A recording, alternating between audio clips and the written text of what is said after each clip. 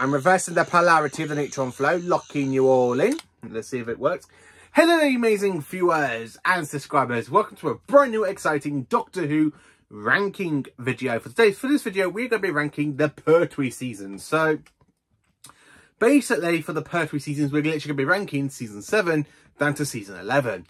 And this was actually quite hard to do because the Pertwee era is one of my favourite eras of Doctor Who. And of course, it is from my favourite decade.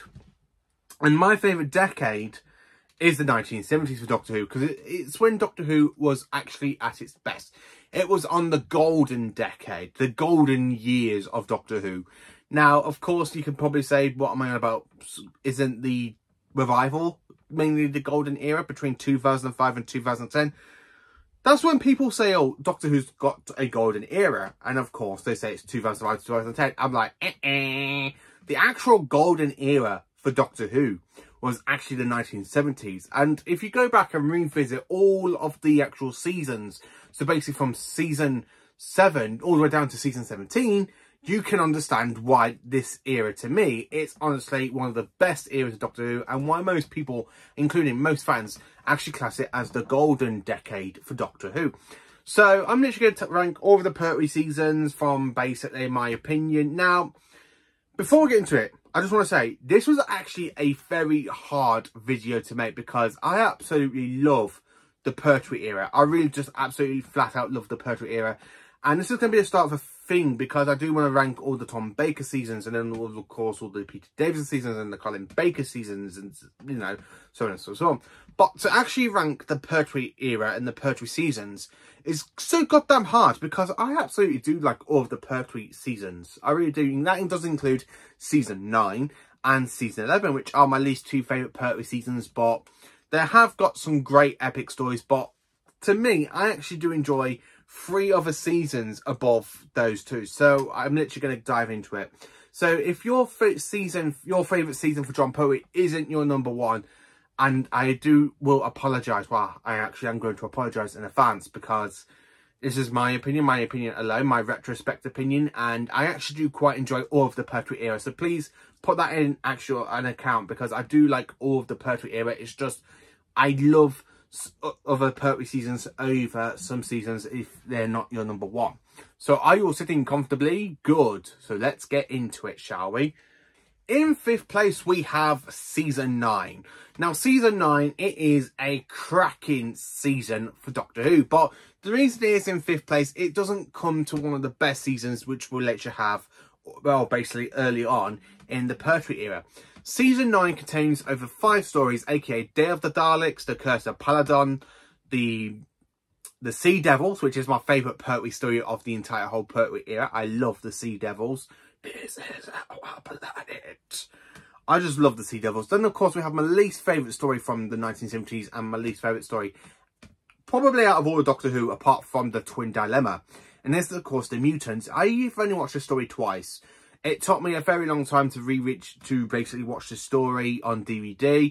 I only did it because it was literally announced back in the January last year we're going to get season 9. So I did kind of had to watch the Mutants before I watched it on Blu-ray. And then basically I watched it all the stories on Blu-ray when it came out in the February-March time. And since then I have rewatched season 9 quite a lot on the Blu-ray.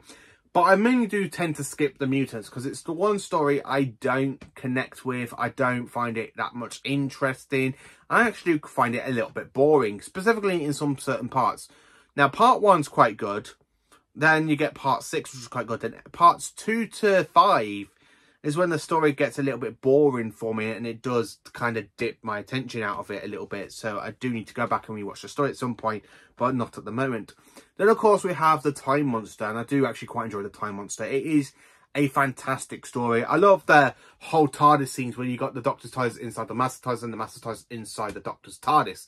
So I love the fact how the Doctor just materialises his TARDIS into the Master's, but it goes completely wrong. So really, when the Master walks in, he's trapped in his TARDIS and the Doctor's trapped in his. And then, of course, the Master basically knows the Doctor's trying to warn him, and that basically he doesn't listen to the Doctor. And, of course, he lets Kronos loose and, of course, develops the Doctor, and he's somewhere in the time vortex. And, of course, you have the Master Slav who says, "Goodbye, Miss Grant." Boof. And I love that shot where you got the two TARDISes basically flinging out of each other, and basically the Masters go one way and the Doctors go the other way, and of course Joe has to press a button on the console to try and get the Doctor back, which is something I actually did quite enjoy the story. And I love the way how basically you get to Atlantis and the Master's there talking to the King, and basically when he's there with the guards, and of course the Doctor and Joe are there. And I love how Katie Mann, aka Joe Grant, goes, "Damn, foiled again?" I absolutely love that. It's absolutely quite good. But I love the Sea Devils. The Sea Devils is my favourite story from this season. Then, of course, we have the Monster of Paladon, which is a good 4-parter. I actually quite enjoyed the story. I absolutely love the fact the Doctor's basically been put on trial for basically trying to kill the big face in the jar thing. I can't remember the name because it's been a little bit... It's been like 2-3 months since I've watched season 9. I can't remember the actual creature's name that's inside the actual jar. But the Ice Warriors are pretty good. It's actually nice to see another turn of the Ice Warriors instead of there being in the evil, villainous ways that we see them in the Patrick Troughton era, and we do see them a bit nicer and a bit good. I actually do quite enjoy the story. It's absolutely brilliant, I have to say. It is a good story. Day of the Daleks, it's a very good time because it has Doctor Who doing a paradox story for the very first time in the show's history. Now, paradox sort of things happen later on in the Matt Smith era, like we do all know in Series 6 with the Doctor's death. So it's actually quite nice to see a story basically written by Lewis Marks.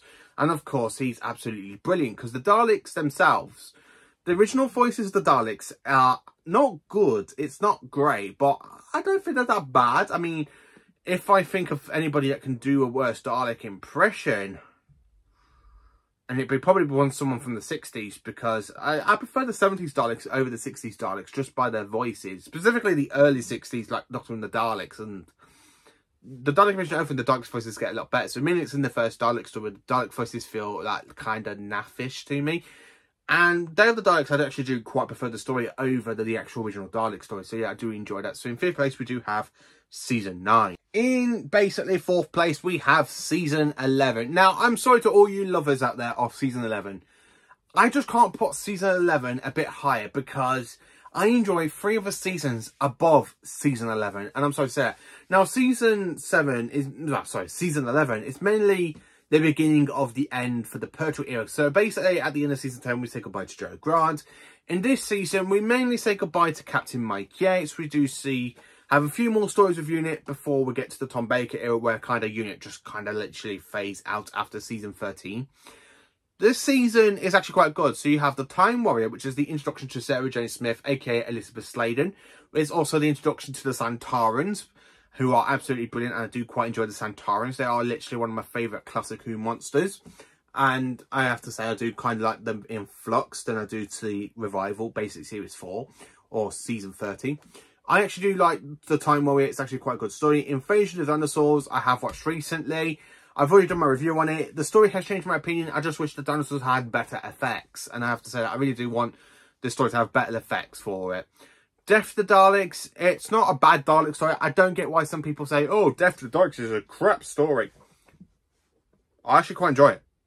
It was actually my very first ever Doctor Who story I actually ever watched with my dad back when I was 3 years old. So this story has a lot of meaning to me, and it actually helped me get into Doctor Who.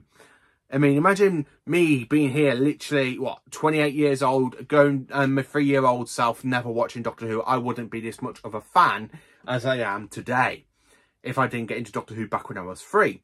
So I've been into Doctor Who since I was 3 years old, and that's mainly because of Death to the Daleks, because it was my very first story I actually ever watched of Doctor Who with my dad. And I absolutely love this story. I love the Axolons. I love the Daleks. I love that Dalek having a history of I have failed, I have failed, I have failed. And of course it gets into the emotion thing and he literally spins out of control. So I do love that. Then of course we have the Monster of Paladon, where the Ice Warriors go back to their villainous ways. I don't know what to say because I actually prefer the Curse of Paladon over the Monster of Paladon. It's nothing to do with the parts. It's just, I think with the Ice Warriors mainly being like the good guys in that story, where in this story, they go back to being the main bad guys and basically trying to scare the Paladonians, trying to destroy the Galactic Federation. I actually prefer as you all know, the Curse of Paladon more than the Monster of Paladon. And then of course we have Planet of the Spiders, which is honestly my favourite story from Season 11. Now, I actually quite enjoy this. I really did enjoy the story because this was actually my very first main regeneration story I watched growing up with my dad when I was 3 years old, because I literally joined on Death to Dykes, then I watched The Monster of Paladon, then of course Planet of the Spiders, and then I watched all of Tom Baker's, basically between 3 to 4, when it's all being repeated on UK Gold back in those days. And I remember watching all the Tom Baker era, and then of course the Peter Davison, Connie Baker, that's recording my dad. I kind of had to go back to revisit the Pertwee, Troughton and the Hartnell era, mainly through DVD and DVD and VHS with my dad. So I kind of really enjoyed the story. I love the giant spiders. I absolutely love the giant spiders. I love that big giant spider. Oh, praise to the great one. You know, I absolutely love that one. John Pertwee's Doctor does go out with a bang by getting radiation poisoning for the very first time. And this is the first time the Doctor does get radiation poisoning. I love his goodbye speech. Atira, Sarah Jane. Now, don't cry, don't cry. While there's life, there's... like that. And I love the way how the Doctor just basically stops breathing for a few seconds. And of course you got Molly Polly, something like that. And of course he puts his hand saying, the Doctor is alive. I shall give his cells a little push and he will be regenerated. He will become like a new man, literally. It will look quite different. Not again. And of course I just love that line where Sarah Jane gets excited. Look, Brigadier, look, it started. And I just love the Brigadier's performance. He goes, well, here we go again. And of course, you just have that fantastic regeneration scene. So yeah, I do enjoy season 11 over series 9. Season 9, sorry. But I have to say, the stories, I do enjoy some stories from season 9 over season 11. But that's mainly because of the Sea Devils is my favourite Pertwee story. It really is. And I do quite enjoy the story. At third place, we have season 8 for John Pertwee. AKA, what you now can get on Blu-ray twice. Either the limited edition or the standard edition. Season 8. I actually quite enjoyed this season. I love it over the last 2 seasons, and I'm sorry to say that. But season 8, there's just something about it I really do physically enjoy more than season 11 and season 9. So this is basically the Master season, the debut season of the Master. And I actually quite enjoy it. Roger Delgado gives us such a great performance as the Master. Who the heck are you? I am usually referred to as the Master. I absolutely love it. I absolutely love it. I love Terror of the Autons. I love The Mind of Evil, Claws of Axos. I absolutely quite enjoy it. It's my favourite story of Roger Delgado's Master I actually ever watched with my dad growing up. So I do have great fond memories of basically this one. Then of course you've got Colony in Space, which is my least favourite story of the season because I find parts 1 to 3 a little bit boring. But when the Master gets into it in parts 4 to 6, the story gets flat out amazing, and I actually do quite enjoy the story for that. And then we have The Daemons, which is a fantastic story. I actually quite enjoy this one. And I remember getting this on DVD back in 2013, and I actually fell in love with the DVD version, and I watched the DVD that many times. But then the Blu-ray came out. Then, of course, they added the Omnibus version that has not been seen since 1971, and of course, it is in black and white. So I do quite enjoy the Omnibus version, but I do like I loved all this whole season. The season is brilliant. I love the fact we got Auton's return. We got the Master. This is Joe Grant's debut season. Captain Mike Yates' debut season. I really love all of these stories. And of course, we have one story where the Doctor's basically been took out of Earth and popped into an alien planet, which is something I do really like about the season. The season itself is actually quite good. I absolutely love it. But I can't say anything more than that because it is my favourite Pertwee season, my third favourite Pertwee season. I wanted to put this one a bit low because I wanted to put season 11 a bit higher, but I absolutely enjoy this season over season 11 and season 9. And the thing is, though, I love Roger Delgado. Roger Delgado's performance is absolutely flipping brilliant, and I absolutely love it. So yeah, I do have to say season 8 is actually a good season, and I absolutely love it. I really do. So into second place. So now we are into second place, and this is a fantastic season. I absolutely love this season. Now the next two are basically my 2 favourite seasons out of Doctor Who. So in my all 10 favourite Doctor Who seasons, these 2 are actually in that list. So in second place, I had to put season 7. Season 7, it is a fresh start to 70s Doctor Who. It's Doctor Who in colour for the first time. We have Spared from Space, Doctor and the Silurians. Then, of course, we have the Ambassadors of Death. And, of course, Inferno.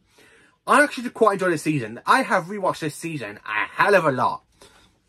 A hell of a lot. This is the one Pertwee season I do tend to go back and revisit quite often because I just absolutely love all of these stories. Spared from Space, flat out amazing. Doctor and the Silurians, a fantastic 7-part story. I absolutely love it.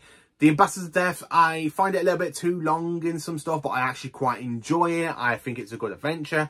I love the space scenes when the Doctor's literally on the rocket. I think the Doctor's on the rocket in this story. It's been a while since I watched The Ambassadors of Death. But I love that scene where you kind of got them walking around the streets of London and they're literally pointing their fingers and people are dying in the spacesuits. I love that. I really do love that.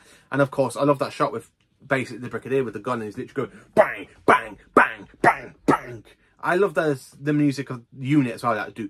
I can't think of the actual song, the actual theme for Unit, but I absolutely love it. But I love that shot with the Brigadier, aka Nicholas Courtney, was this literally there, and you got the cameras there, literally with the gun, go bang, bang, bang, bang, bang. I really love it. I really love that scene. It's one of the best scenes of the Ambassadors of Death. And then, of course, we have Inferno, which is honestly a fantastic story. And this is when Doctor Who dives into a parallel universe, and this is the only time they do a parallel universe story absolutely perfect and right. So the second time we have a parallel universe is in the David Tennant era, where basically we have Parallel Earth, Parallel Jackie, Parallel Cybermen. I love that two-parter, but this one's actually the best parallel story I've actually ever watched for Doctor Who. And I absolutely love it, because the Doctor is there trying to repair his console so he can literally have his travels back through time and space. And of course, he accidentally ends up leaving our universe into a parallel universe where basically he witnesses that parallel universe's destruction with fire and lava. And of course, he gets back into our universe to try and stop that from happening to our universe that happened into the parallel universe. And I just absolutely love it. I really do love this story. I love the fact of the werewolf creatures where you literally one touch and you turn into a werewolf creature with the big, the whole face goes green. You got the angry werewolf teeth and stuff. I just absolutely love this story. And to be honest with you, my two favourite stories of the season is actually Spy from Space and Inferno, which are two best stories of the Pertwee era in general. And I absolutely love it. I really do. I have my top 10 favourite Pertwee stories. These are actually in the top 10. So yeah, I do have to say, yeah, season 7, fantastic season. Absolutely love it. Absolutely enjoyable. I love the introduction to Bessie as well in Doctor and the Silurians, where basically the Doctor's literally tuning Bessie up. And if I wanted to, can I do it? Yeah. So literally, the model of the car literally lifts up and you see the engine. So if I wanted to, I can actually have John literally trying to fix Bessie up in the engine like we see in the beginning of Doctor Who and the Silurians. I just absolutely love this story. It's absolutely brilliant, absolutely fantastic. Yeah, season 7, absolutely fantastic season. I just absolutely genuinely love it. So yeah, in second place we have season 7. And in first place we have my all-time favourite Pertwee season, season 10. Now season 10, it's always a toss between season 7 and 10 because I absolutely love these both seasons and I do consider these to be Pertwee's best seasons. But season 10 is number 1 for me because one of the 3 Doctors, I just love that multi-Doctor story. The very first ever multi-Doctor story, and I love the fact how you got Patrick Troughton and John Pertwee's Doctors just bickering with each other. Absolutely flat out amazing. I love their bickering. It's just so good to watch every single time those Doctors just bicker and bicker and bicker. It's just really so good. I absolutely love it. And then of course you got the first Doctor kind of putting them both into their places, which is just something I absolutely flat out love. I love those. So you're all my replacements. I'm Dandy and a Clown. I absolutely love it. I really just love the story. I love Omega. He's just so brilliant. I love the Jail Guards as well. I really love this season. It's just so good. I love the 3 Doctors.